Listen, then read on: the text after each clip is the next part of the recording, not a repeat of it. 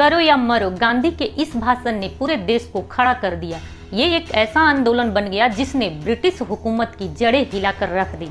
गांधी जी की बात पर पूरा देश ब्रिटिश हुकूमत के खिलाफ हो गया था, लेकिन एक शख्स जिसकी काबिलियत पर खुद गांधी जी को भी कभी शक नहीं रहा, उसने इस आंदोलन का विरोध किया।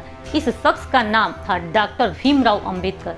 आज हम जानेंगे कि आखिर क्यों भीमराव अंबेडकर ने भारत छोड़ो आंदोलन का विरोध किया था। तो दोस्तों, कहानी शुरू करने से पहले अगर आप इस चैनल पर नए हैं तो नीचे रेड वाले सब्सक्राइब बटन पर क्लिक करके ऐसे ही नई नई जानकारियां देख सकते हैं, और अगर आप फेसबुक पर देख रहे हैं तो फॉलो भी कर दीजिए। तो चलिए बिना स्किप किए हुए कहानी को शुरू करते हैं। 8 अगस्त 1942 को बम्बई के ग्वालियर टैंक के मैदान पर हजारों की भीड़ थी। मंच पर अखिल भारतीय कांग्रेस महासमिति ने वह प्रस्ताव पारित किया जिसे भारत छोड़ो प्रस्ताव कहा गया। महात्मा गांधी खड़े हुए और कहा कि अब एक साथ खड़े होकर आवाज उठाने का वक्त आ गया है। मैं आपको एक मंत्र देना चाहता हूँ जिसे आप अपने दिल में उतार लें। यह मंत्र है करो या मरो। गांधी के इस भाषण ने पूरे देश को खड़ा कर दिया। ये एक ऐसा आंदोलन बन गया जिसने ब्रिटिश हुकूमत की जड़ें हिलाकर रख दी। अंग्रेजी हुकूमत इतना डर गई थी कि उसने आंदोलन शुरू होते ही गांधी, नेहरू, पटेल, आजाद समेत कई बड़े नेताओं को गिरफ्तार कर लिया। उसे लगा कि आंदोलन ठंडा पड़ जाएगा, लेकिन तस्वीर इससे उल्टी बनी। नेताओं की गिरफ्तारी के बाद जनता ने आंदोलन की बागडोर अपने हाथों में ले ली। संचार व्यवस्था ठप हो गई, रेल की पटरियां उखाड़ दी गई। जनता और अंग्रेजी पुलिस के बीच कई जगह मुठभेड़ हुई। हाल ये था कि कई जगह बंदी जेल तोड़कर भाग निकले। गांधी जी की बात पर पूरा देश ब्रिटिश हुकूमत के खिलाफ हो गया था, लेकिन एक शख्स जिसकी काबिलियत पर खुद गांधी जी को भी कभी शक नहीं रहा, उसने इस आंदोलन का विरोध किया। इस शख्स का नाम था डॉक्टर भीमराव अंबेडकर। आज हम जानेंगे कि आखिर क्यों भीमराव अंबेडकर ने भारत छोड़ो आंदोलन का विरोध किया था। अंग्रेजी हुकूमत ने गांधी को पूना के आगा खां पैलेस में नजरबंद कर दिया। विरोध में गांधी जी ने उपवास शुरू कर दिया।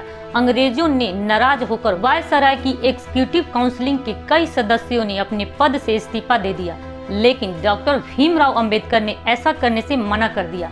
उन्होंने तर्क दिया कि पद से इस्तीफा देने से कोई लाभ नहीं होगा।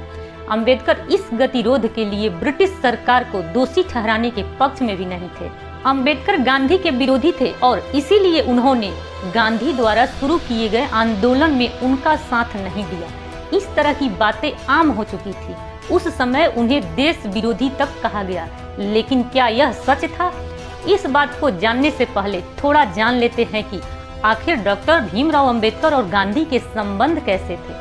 14 अगस्त 1931 को वो दिन जब भीमराव अंबेडकर पहली बार महात्मा गांधी से मिले थे। इसके लिए गांधी जी ने खुद उन्हें पत्र लिखा था।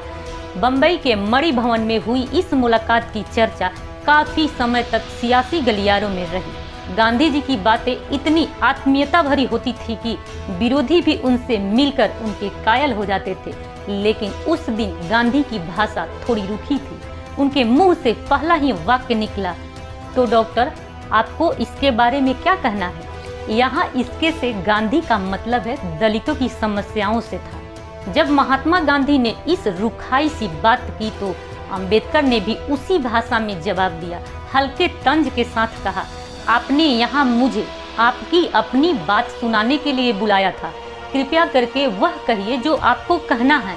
यह आप चाहे तो मुझसे कोई सवाल पूछे और फिर मैं उसका जवाब दूं। यह सुनकर गांधी और तलख होकर बोले, मुझे पता लगा है कि आपको मेरे और कांग्रेस के खिलाफ कुछ शिकायतें हैं, लेकिन मैं आपको बताऊं कि अपने स्कूल के दिनों से ही मैं अछूतों की समस्याओं के बारे में सोचता रहा हूं। तब तो आपका जन्म भी नहीं हुआ था। आपको शायद यह भी मालूम होगा कि इसे कांग्रेस के कार्यक्रम में शामिल कराने के लिए मुझे कितनी कोशिशें करनी पड़ी, और यह सचमुच आश्चर्य की बात है कि आप जैसे लोग मेरा और कांग्रेस का विरोध करते हैं। अपना रुख जाहिर करने के लिए खुलकर बोलिए। इसके जवाब में डॉक्टर अंबेडकर की बातों में भी तल्खी और व्यंग साफ देखा जा सकता था। वह बोले, यह सच है कि जब आपने अछूतों की समस्या के बारे में सोचना शुरू किया तब मेरा जन्म भी नहीं हुआ था। सभी बूढ़े और बुजुर्ग लोग हमेशा अपनी उम्र की दुहाई देते हैं। यह भी सत्य है कि आपके कारण ही कांग्रेस ने इस समस्या का मान्यता दी। लेकिन मैं आपसे कहूंगा कि कांग्रेस ने इस समस्या को औपचारिक मान्यता देने के अलावा कुछ भी नहीं किया। आप कहते हैं कि कांग्रेस ने अछूतों के उत्थान पर 20 लाख रुपए खर्च किए। मैं कहता हूं कि ये सब बेकार गए।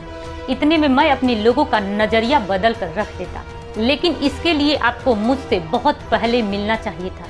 कहा जाता है कि इस बातचीत के दौरान काफी देर तक माहौल तनावपूर्ण बना रहा। कहते हैं कि पूना पैक्ट को लेकर जो हंगामा हुआ था, उसके बाद गांधी और अंबेडकर के बीच तल्खियां और बढ़ गई थी।